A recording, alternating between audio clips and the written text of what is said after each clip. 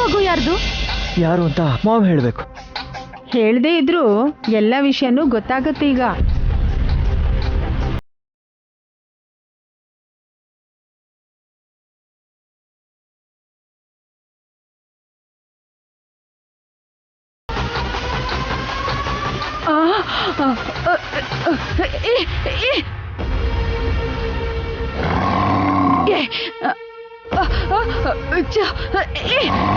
ಅಯ್ಯೋ,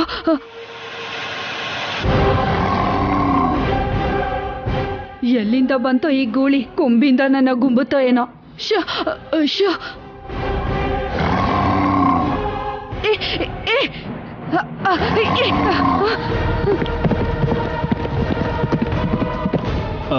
ma'am, what to do? ನಿಮ್ಮಮ್ಮಂಗೆ ಉಸಿರು ಕಟ್ಟದಂಗ ಆಗಿದೆ ಈಗ. ಏನ್ ಮಾತಾಡಕ್ಕಾಗುತ್ತೆ ಪಾಪ. ಪಾಪ ಕಷ್ಟಪಟ್ಟಿದಾರಲ್ಲ ಅಕ್ಕ. ಈ ಅತ್ತೆ ಮರ್ತು ಹೋಗಿದ್ದಾರೆ ಅನ್ಸುತ್ತೆ. ನಮ್ಮತ್ತೆ ಕೈ ಮುಟ್ಟಿದ್ರೆ ಇವ್ರ ಕೈ ಸುಟ್ಟು ಹೋಗುತ್ತೆ ಅನ್ನೋದು. ಮಾಮ್, ನೀವೇನೋ ಮಾಡಕ್ ಹೋಗಿ ಕೈ ಸುಟ್ಕೊಂಡೆ ಅಂತ ಅಂದ್ಕೊಂಡು ಆ ಮಗುನ ಯಾರ ಹತ್ರ ಕರ್ಕೊಂಬಂದ್ರೋ ಅವ್ರಿಗೆ ವಾಪಸ್ ಕೊಟ್ಬಿಡಿ.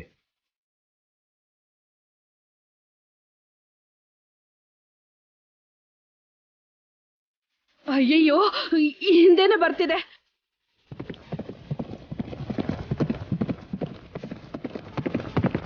ಅಯ್ಯೋ ಮೇಡಮ್, ಮೇಡಮ್, ಮೇಡಮ್ ಕಾಪಾಡಿ, ನನ್ನ ಕಾಪಾಡಿ ಮೇಡಮ್. ಗೂಳಿ ನನ್ನ ಗುಂಬಿಡುತ್ತೆ ಮೇಡಮ್.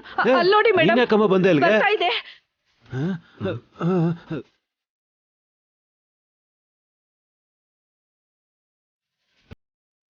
ಅಲ್ಲಿ ನೋಡಿ ಮೇಡಮ್.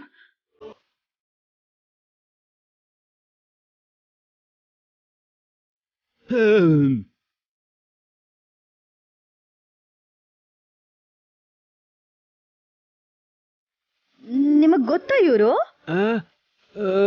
ನನಗೆ ಗೊತ್ತಿಲ್ಲ. ಯಾಕೆ ಸರ್ ಹಾಗೆ ಹೇಳ್ತೀರಾ? ಏಯ್, ಮೊದ್ಲು ನೀನು ಆಚೆ ಹೋಗು. ಮುಂದೇನಾದ್ರೂ ಹೋದ್ರೆ ಗೂಳಿ ಕೊಂಬಿಂದ ಅವರನ್ನ ಗುಂಬಿಡುತ್ತೆ. ಭಯ ಆಗ್ತಿದೆ ಮೇಡಮ್. ಎಲ್ಲಿಂದ ಬಂತೋ ಏನೋ ನನ್ನ ಹಿಂದೆ ಬಿದ್ದಿದೆ. ನಂದಿಶಾ, ಹೊರಡು.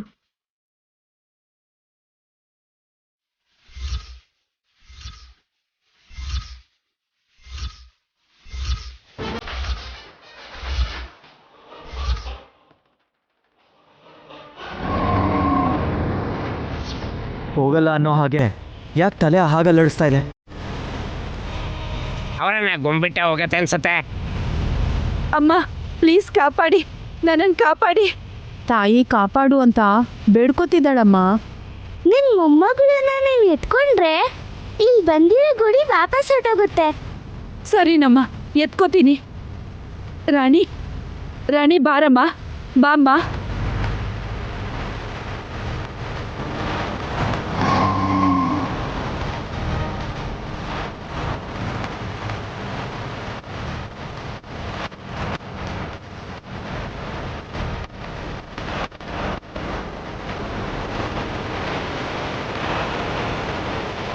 ಅಬ್ಬಬ್ಬಬ್ಬಬ್ಬ, ಎಂತ ಆಶ್ಚರ್ಯ!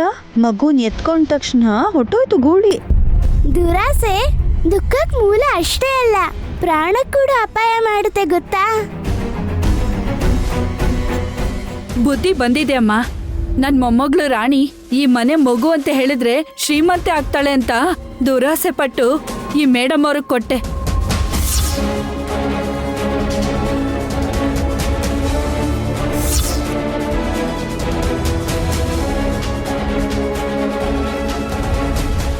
ಏಯ್, ನಾನ್ ಬಂದು ಕೇಳದ್ನಾ?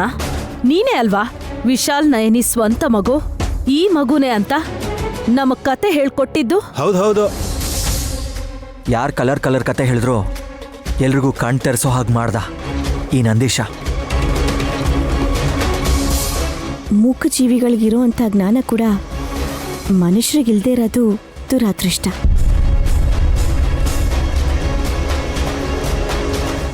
ವಿಕ್ರಾಂತ್ ಅವರೇ, ಇವ್ರಿಗೆ ದುಡ್ಡು ಕೊಟ್ಟು ಕಳಿಸ್ಕೊಡಿ. ಬೇಡಮ್ಮ, ಪರವಾಗಿಲ್ಲಮ್ಮ. ನನ್ನ ದೊಡ್ಡ ಮಗಳಿಗೂ ಇಷ್ಟು ವಯಸ್ಸೇ ಆಗಿರುತ್ತೆ.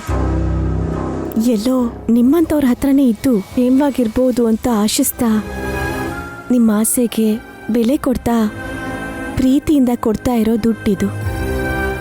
ತಗೊಳಮ್ಮ.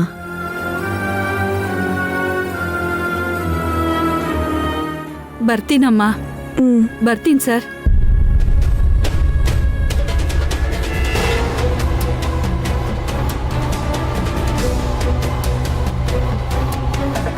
ಆ ರಾಣಿನ ಈ ಮನೆ ಮಹಾರಾಣಿ ಮಾಡಬೇಕು ಅನ್ಕೊಂಡಿದ್ ನಮ್ಮ ಅತ್ತೆಗೂ ನನ್ನ ಗಂಡಂಗೂ ಸರಿಗಾಯ್ತು.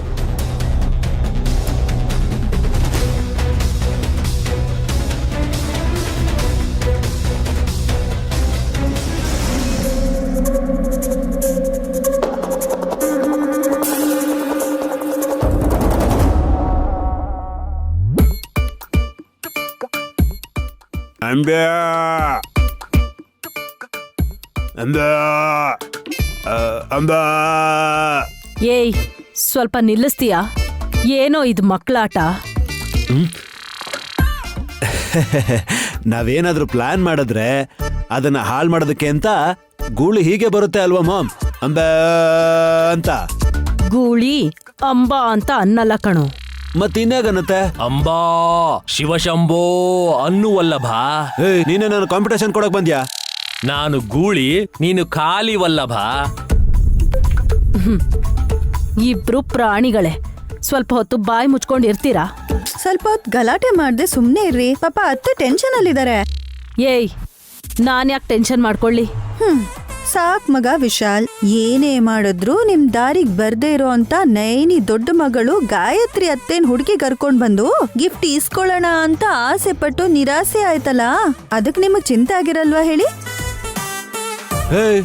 ಅಲ್ಲ, ನಮ್ಮ ಹತ್ರ ದುಡ್ಡಿಲ್ದೇನ್ ಬಿಟ್ಟಿ ಬಿದ್ದಿದೀವಿ ಅಂತ ಅನ್ಕೊಂಡಿದ್ಯಾ?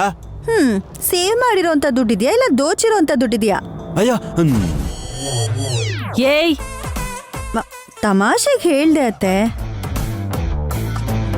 ಸರಿಯಾಗಿ ಮಾಡಿದ್ರೋ ತಪ್ಪೇ ಮಾಡಿದ್ರೋ ಕಾಣಿಕೆ ಸಿಗದೆ ಇದ್ರು ಕಾಲಕ್ಕೆ ಅಡ್ಜಸ್ಟ್ ಆಗಿದ್ದೀರಾ ಅಂತ ಅನ್ಸುತ್ತೆ. Good good.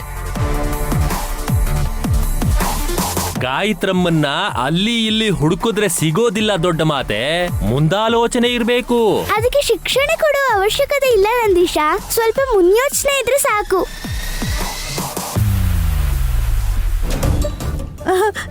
ಕರೆಕ್ಟ್ ವಿಶಾಲಾಕ್ಷಿ. ಆದ್ರೆ ಬುದ್ಧಿ ಕಮ್ಮಿ ಇರೋರಿಗೆ ಇದು ಅರ್ಥ ಆಗಲ್ವಲ್ಲ. ನನ್ಗಂತಾರೆ ಬುದ್ಧಿ ಕಮ್ಮಿ ಅಂತ ಈ ಅಮ್ಮ ಮಗನೇ ಅಬ್ರಂ ಸಬ್ರಮು. ಅಬ್ರಂ ಸಬ್ರಮ. ಇದು ಅಬ್ರಂ, ಇದು ಸಬ್ರಂ. ಏಯ್ ತಲೆ ಕೆಟ್ಟವ್ರ ಹತ್ರ ಏನ್ ಮಾತು?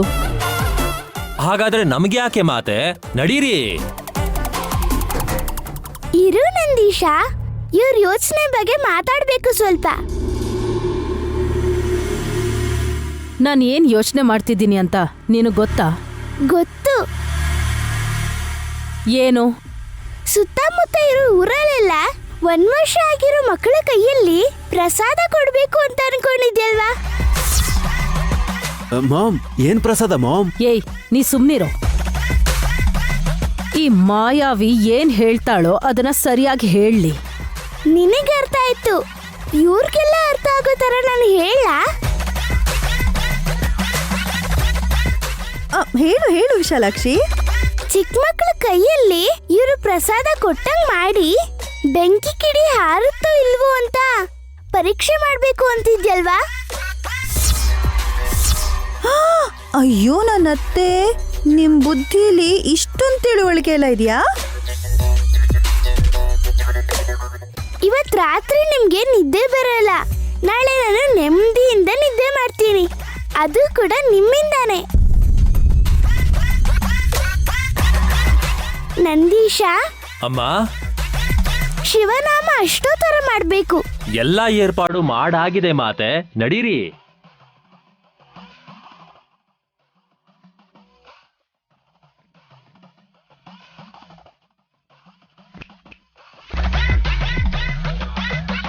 ಗಾಯತ್ರಿ ಅತ್ತೆ ಬೇಕಾ ನಿಮಗೆ? ತಗೊಳ್ಳಿ ಗಾಯತ್ರಿನ. ಏಯ್ ಹೋಗೋ. ಕೊಡಕ್ ಬಂದ್ರು ಬೇಡ ಅಂತಿದ್ದೀರಲ್ಲ. ಏಯ್ ತಲೆ ಕೆಟ್ಟ ಹೆಂಡ್ತಿ, ನಮ್ಗೆ ಗಾಯತ್ರಿ ಮಗು ಬೇಕಾಗಿಲ್ಲ, ಗಾಯತ್ರಿ ದೊಡ್ಡಮ್ಮ ಬೇಕು. ಈಗ ಚಿಕ್ಕ ಮಗುನೇ ತಾನೆ ನಿಮ್ ದೊಡ್ಡಮ್ಮ. ಏಯ್ ಕನ್ಫ್ಯೂಸ್ ಮಾಡ್ಬೇಡ, ನಾನ್ ಜಾಸ್ತಿ ತಿನ್ಬಿಡ್ತೀನಿ. ನೀವಿರೋದೇ ಅದಕ್ಕೆ. ಬಾ ಗಾಯತ್ರಿ, ನಾವಿಲ್ಲೇ ಗಾರ್ಡನ್ಗೆ ಹೋಗಿ ವಾಕಿಂಗ್ ಮಾಡ್ಕೊಂಬರೋಣ. ಮೆಂಟ್ಲಿಗಳು.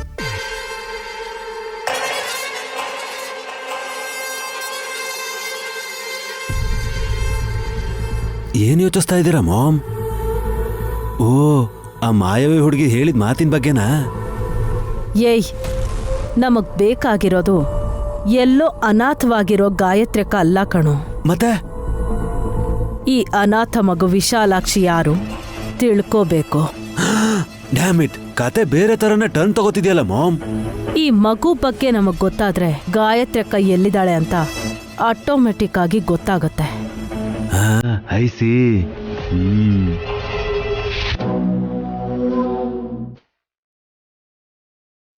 ಯಜಮಾನ್ರೆ, ಇದು ತಗೊಳ್ಳಿ.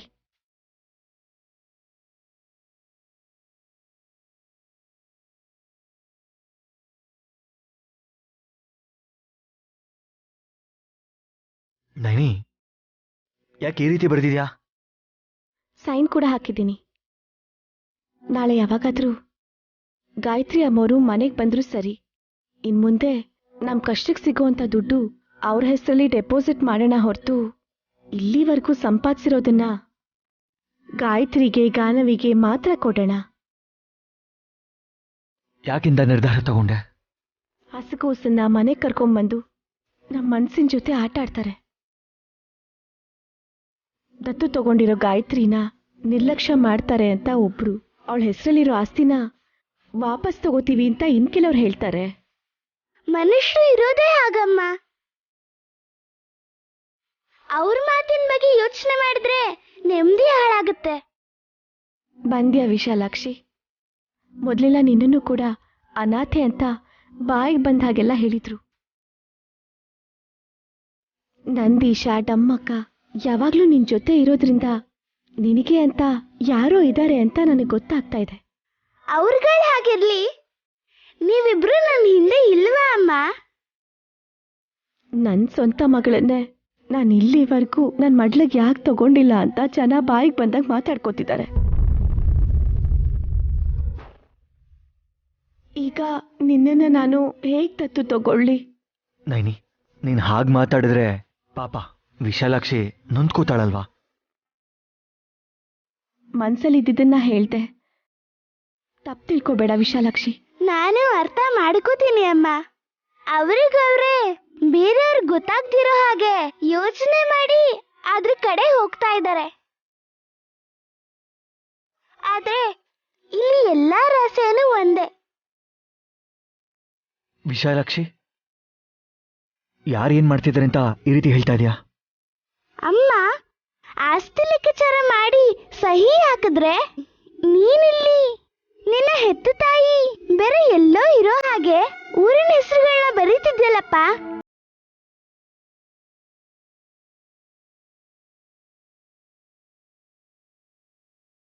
ನಂಗೆ ಅರ್ಥ ಆಗ್ಲಿಲ್ಲ ಯಜಮಾನ್ರೆ. ವಿಶಾಲಾಕ್ಷಿ, ಇದು ನಿನಗೆ ಹೇಗೆ ಗೊತ್ತು? ಏನು ಅಂತ ನಂಗೂ ಹೇಳಿ, ಭಯ ಆಗ್ತಿದೆ. ಇರ್ಲಿ ಹೇಳಿ ಅಪ್ಪ.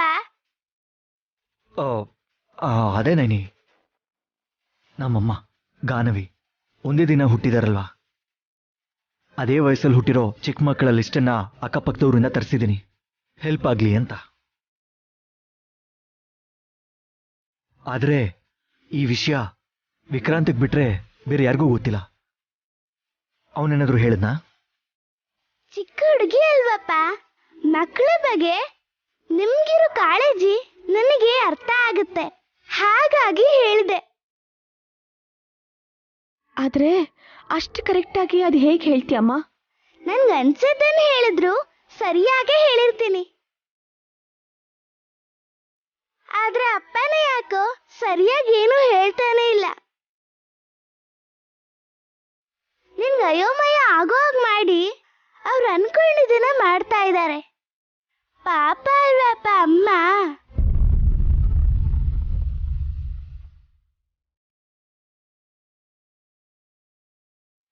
ಯಜಮಾನ್ರೆ ಏನ್ ಮಾಡ್ತಾ ಇದ್ದೀರಾ? ನನ್ನಿಂದನೂ ನಿಜನ ಮುಚ್ಚಿಡ್ತಾ ಇದ್ದೀರಾ? ನೈನಿ, ಅಂಥದ್ದೇನೂ ಇಲ್ಲ. ವಿಶಾಲಾಕ್ಷಿ ಹೀಗೆ ಹೇಳಿದಕ್ಕೆ ಜಗಳ ತಂದಿಡ್ತಿದ್ದಾಳೆ. ಚಿಕ್ಕ ಹುಡುಗಿ ಅಲ್ವಾ?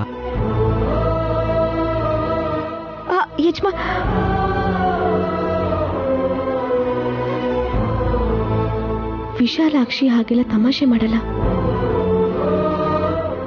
ನನಗೆ ಗೊತ್ತಿಲ್ಲದೆ ಇವ್ರು ಏನೋ ಮಾಡ್ತಿದ್ದಾರೆ.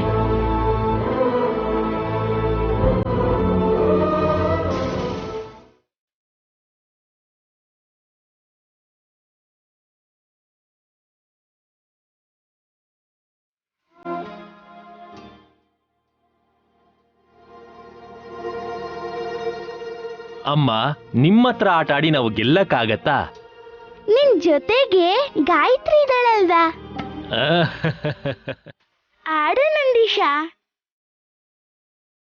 ಆಹಾ, ಅಮ್ಮ 8 ಹಾಕಿದ್ಲು.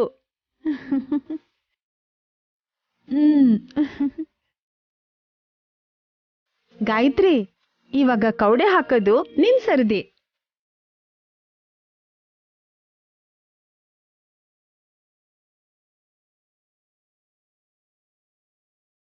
ಬಲೆ ಬಲೆ ಬಲೆ ಬಲೆ, ಗಾಯತ್ರಿ ಕೂಡ 8 ಹಾಕಿದ್ಲು. ಅಮ್ನೋರು ಮತ್ತೆ ಭಕ್ತೆ ಮಧ್ಯೆ ಇರೋ ಸ್ಪರ್ಧೆ ಅಂದ್ರೆ ಹೀಗೆ ಇರ್ಬೇಕಲ್ವಾ?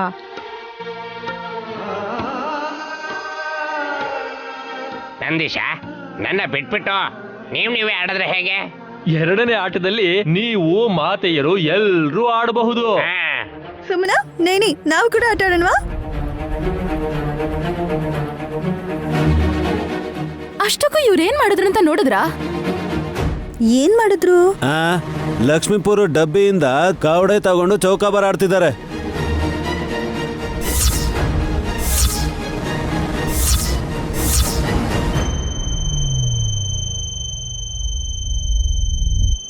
ಇಲ್ಲಿ ಆ ತಾಳೆಗರಿನ್ ಕೂಡ ಕಸತ್ತರ ಹರಡ್ಕೊಂಡಿದ್ದಾರೆ.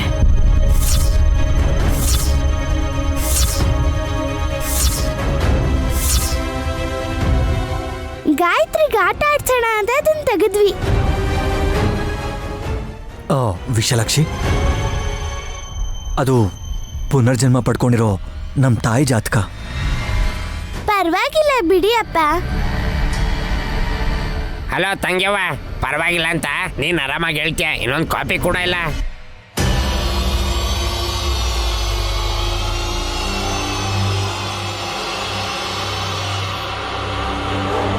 ಜೆರಾಕ್ಸ್ ಮಾಡಿಸೋದಿಕ್ಕೆ ಅದೇ ನಾರ್ಮಲ್ ಪೇಪರ್ ಅಲ್ಲ. ಹೌದು ವಿಶಾಲಾಕ್ಷಿ, ಹಾಳಾದ್ರೆ ಅದು ಮತ್ತೆ ನಮಗ್ ಸಿಗೋದಿಲ್ಲ ಅಲ್ವಾ? ಹೋದ್ರೆ ಹೋಗ್ಲಿ ಬಿಡು. ಅದ್ರಲ್ಲೇನಾದ್ರೂ ಓದೋದಕ್ಕಾಗತ್ತಾ? ಇಲ್ವಲ್ಲ.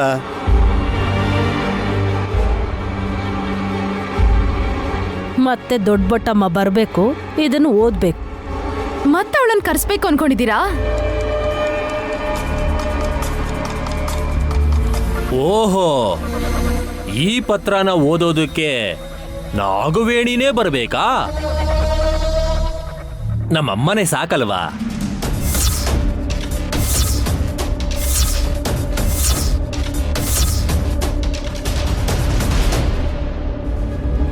ವಿಶಾಲಾಕ್ಷಿ ಓದ್ತಾಳ? ಪ್ರಪಂಚನೇ ಓದಿರೋ ಅಮ್ಮನ್ಗೆ ತಾಳೆಗರಿ ಒಂದ್ ಲೆಕ್ಕನಾ? ತಲೆ ಹರಟದಲ್ಲ, ನಿಜವಾಗ್ಲೂ ಓದೋಕ್ ಕೇಳು, ಆವಾಗ ಗೊತ್ತಾಗತ್ತೆ. ನಿಮಗ್ ತಿಳ್ಕೋಬೇಕು ಅಂತ ಅನಿಸ್ತಿದೆ ಅಲ್ವಾ? ಹೌದು ವಿಶಾಲಾಕ್ಷಿ, ಆದ್ರೆ ನಿನಗೆ ನಾ ವಿಷಯ ಸರಿಯಾಗಿ ಹೇಳಿಲ್ಲ. ಆ ತಾಳೆಗರಿಗಳನ್ನ ಮನುಷ್ಯರು ಯಾರು ಓದಕ್ಕಾಗಲ್ಲ. ದೊಡ್ಡಬೊಟ್ಟಮ್ಮ ಸರ್ಪ ವಂಶಕ್ಕೆ ಸೇರಿರೋದ್ರಿಂದ ಅದನ್ನ ಓದೋಕ್ ಸಾಧ್ಯ ಆಯ್ತು. ಅದು ಕೂಡ ಒಂದು ದಿನ ಒಂದು ತಾಳೆಗರಿ ಮಾತ್ರನೇ ಓದಕ್ಕಾಗದು ಅಪ್ಪ.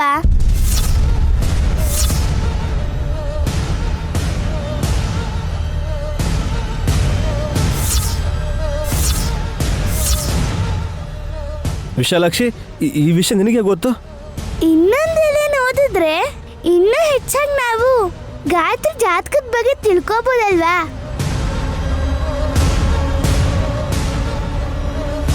ತಂಗ್ಯವ್ವ, ನೀನೇನಾದ್ರೂ ಅದನ್ನ ಓದ್ಬಿಟ್ರೆ ನೀನ್ ಮನ್ಸಲಾಗಿರಲ್ಲ. ಮನುಷ್ಯರಲ್ಲ ಅಂದ್ರೆ ಇನ್ನೇನ್ ಹಾಗಾದ್ರೆ? ಆಗ ತಂಗ್ಯವನ್ನ ದೇವತೆ ಅನ್ಬೋದಲ್ವೇನಮ್ಮ?